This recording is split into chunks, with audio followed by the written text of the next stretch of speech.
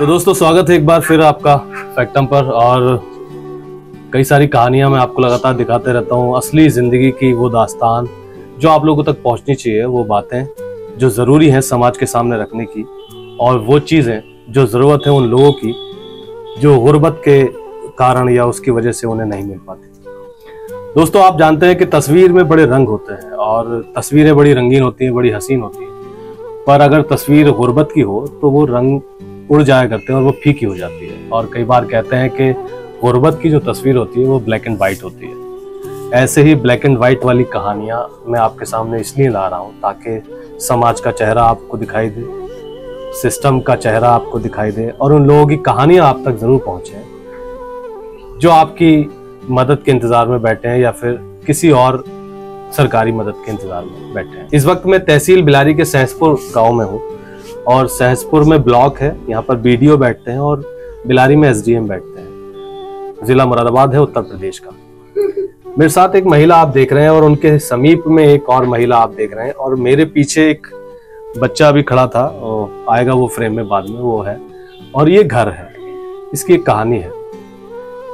चलिए इसकी एक कहानी बताने से पहले मैं आपको ये बता दूं कि मैं जिस महिला से बात करने वाला हूं वो बेवा है, उनके पति नहीं है, और उनकी एक बच्ची है जो मूक बधिर है। बचपन से ही वही बच्ची है जो बचपन से ही दिमागी तौर पर बेकार है, या यूं कहूं कि दिव्यांग है या विकलांग है। और उसके साथ में जो बैठी है तस्वीर में, वो इन बेवा महिला की माँ है। और उस माँ के साथ भी एक हादसा हुआ है, ये सब बात हम जानेंगे। आपका क्या नाम है पहले ये बताएं। शाइन। शाइन, शाइन ये बताइए कि आपने बताया कि आप करीब 2 महीने पहले बिलारी तहसील पहुंची थी। क्या सब बात थी, क्यों गई थी बिलारी तहसील? उस हादसे के 3 महीने बाद पहुंची थी मैं, जब यहाँ से कोई मदद नहीं मिली तो मुझे। क्या हादसा था वो? ये मैं मकान समेत नीचे गिरी, मेरे बच्चों के चोट लगी, मेरी माँ के टांग में चोट लगी। प्रधान को मौके पे लोग बुला के लेके आए, प्रधान ने फोटो खींचा, मेरा आधार कार्ड, मेरी बैंक की किताब लेके गए कि हम मदद करवाएंगे, लेकिन आज तक कुछ नहीं हुआ।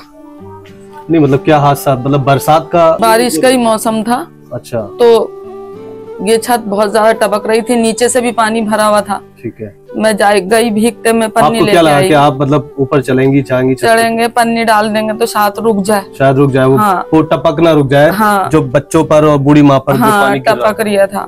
कहीं इतना भी नहीं था, मेरे बच्चों ने खाना भी नहीं खाया, खाना भी बनाने की जगह नहीं थी। अच्छा। हाँ, जो कि मैं कहीं रख के खाना बना के अपने बच्चों को खिला सकती। अच्छा। इसलिए मैं गई भीगते में पन्नी लेके आई। कच्ची छत पर। और चढ़ी ऊपर, चढ़ के मेरी लड़की भी थी जवान, वो तो बची गई बेचारी, कूद के भाग गई। मैं नीचे आ गई, ऊपर से मेरे छत फिर और गिर गई। अच्छा। जैसे मैं अपनी माँ को बचाने के लिए मैंने सोचा कि मैं इन्हें बचाऊं उठ के, तो मेरी टांगों पे आन के और छत पूरी आधी और गिर गई। फिर न उठ सकी मैं। फिर मैं चीखी चिल्लाई तो आस पड़ोसी आए, उन्होंने जो था हमें सबको निकाल के बाहर डाला। प्रधान पे खबर पहुंचाई, प्रधान आए हमारे पास, लेकिन कर आज तक कुछ नहीं। किसी ने भी उस हादसे में माँ को जख्मी हालत हुई। हाँ, चोट लगी। हाँ, मुरादाबाद ले गए तो ये टांग में इनके रॉड पड़ी हुई है, बाखर से चलती है, ये हैगी बाखर। अच्छा। हाँ, बाखर का सहारा लेना पड़ता है। हाँ। मतलब वो हादसा काफी दर्दनाक था जिसमें आपके बच्चे दब गए। बहुत, पूरा मोहल्ला अहंकार मच रहा था घर में मेरे। सारा दिन के भूखे प्यासे, ऊपर से इतनी चोटें देखा आन के प्रधान ने, लेकिन करा कुछ नहीं। अच्छा, समझ रहे हैं ना? चोट लगी है, मकान गिरा है, छत गिरी है और माँ बीमार है। बीमार माँ को बचाने के लिए जब बारिश हो रही थी तो महिला छत पे गई है, और बहुत सारी चीजें जो आपको बताई वो सब हादसा हुआ। इसके बाद भी इस हादसे को कितने टाइम हो गया? हादसे को 7 महीना। हाँ, 6-7 महीने होगा, 7-8 महीने। अब इसके बाद फिर जब आप कह रही हैं कि आपके प्रतिनिधियों ने नहीं सुनी, प्रधान ने नहीं सुनी, तो फिर मैं तहसील गई 3 महीने बाद, जब मैं ठीक हो गई, थोड़ी अच्छा। चलने काबिल हो गई। हाँ। तो मैं गई। हाँ। मेरे सर में, टांगों में, सब में बहुत चोट लगी थी।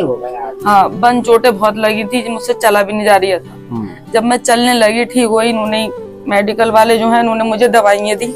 जब मैं ठीक हो गई तो मैं गई मैंने लिखवाई वकील से एप्लीकेशन और एसडीएम के पास दी कि मैं देखो बहुत परेशान हूँ, किसी ने भी मेरी कोई मदद नहीं करी, आप जो है मेरे लिए कुछ करो।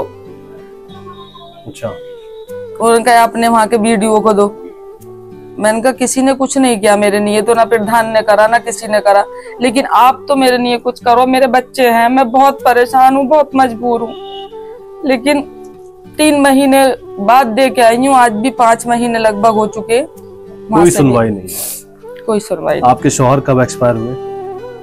5 साल हो गए। क्या करते थे वो दरी बुनते थे। अब आप घर चलाने के लिए क्या कर रही हो? जब 5 साल उनकी जिंदगी को खत्म हुए हो गए, तो आप कैसे अपना घर का लालन पालन करते? लोग घरों के काम करती हूँ। अच्छा। चूल्हा चकला और हाँ, झाड़ू पोछा, हाँ, खाना वाना बना के, हाँ, तो उसी से चलता है घर? उसी से चलता है, जैसा भी चलता है। तो बस इस छत की दरकार है आपकी कि कोई ये छत करा दे आप। हाँ। इंसान की जिंदगी की बहुत बड़ी बड़ी ख्वाहिशें नहीं होती, उनसे पूछिए जिनके पास इतना भी नहीं है कि वो अपनी छतों को डाल सकें या अपने बच्चों के लिए एक आशियाना बना सके। परिंदों को देखा होगा आपने, अक्सर घोंसले बुनते हुए, घोंसले बनाते हुए, जब वो घोंसला मुकम्मल हो जाता है तो फिर उसमें परिंदा यानी चिड़िया अंडे देती है और उसके बाद उन्हें सहती है, फिर उस अंडे में से बच्चे निकलते हैं, उनको पालती है और जब वो उड़ने लायक हो जाते हैं तो उन्हें उस घर से उन्हें जाने देती है। यही कहानी इंसान की जिंदगी की है। पानी भर गया। क्या नाम है आपका पूरा? पानी पानी था। शाहीन।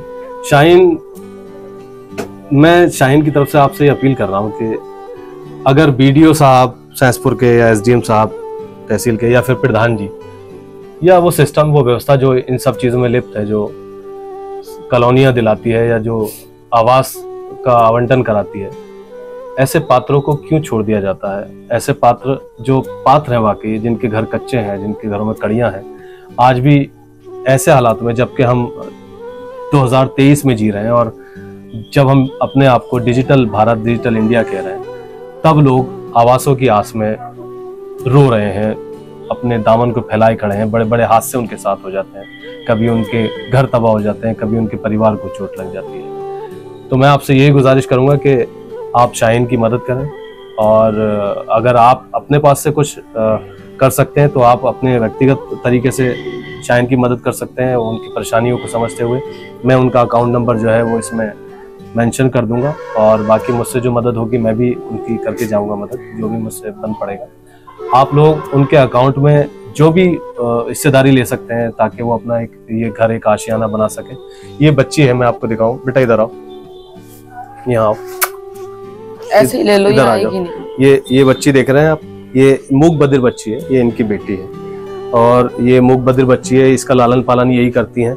और ये बुजुर्ग माँ है जो चोटिल है, जिनके पैर में चोट लगी है और रोड जिसमें पड़ी है, और हादसा वही छत गिरने से हुआ था, यानी बरसात में जो छत गिरी थी, जो बताया था अभी आगे। बाकी शाहीन वेवा है, आप बता ही चुकी हैं, और उनका जो है पूरा एक खाका आपने सुन लिया कि वो घरों में बर्तन चौका चकला करती हैं और अपने परिवार को पालती हैं। अब आखिरी बात मैं आपसे ये पूछना चाह रहा हूँ कि समाज से कभी कोई मदद मांगी है आपने?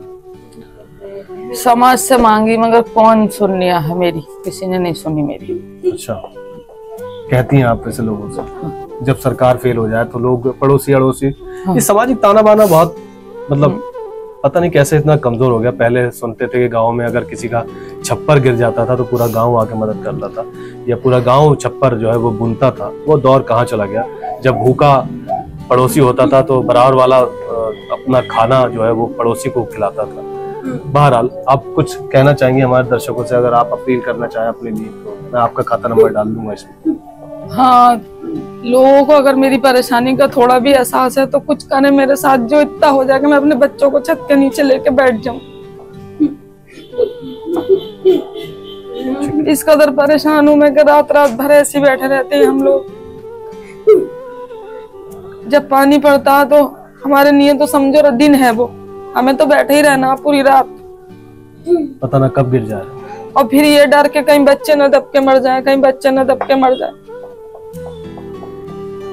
अगर लोग मेरी मदद कर देंगे तो ऐसा आगे मेरा बन जाएगा, तो अपने बच्चों को लेकर कम से कम भूखी या प्यासी बैठी तो रहूंगी। ज़रूर मदद करेंगे लोग। वीडियो को शेयर कीजिएगा, ज़्यादा से ज़्यादा शेयर कीजिएगा ताकि शाहीन की बात लोगों तक पहुँचे, और हो सकता है ईश्वर के, भगवान के, अल्लाह के बंदे जो इस इंतज़ार में हैं कि किसी मजबूर की, किसी ज़रूरतमंद की मदद कर सकें, उन तक ये बात पहुँच जाए।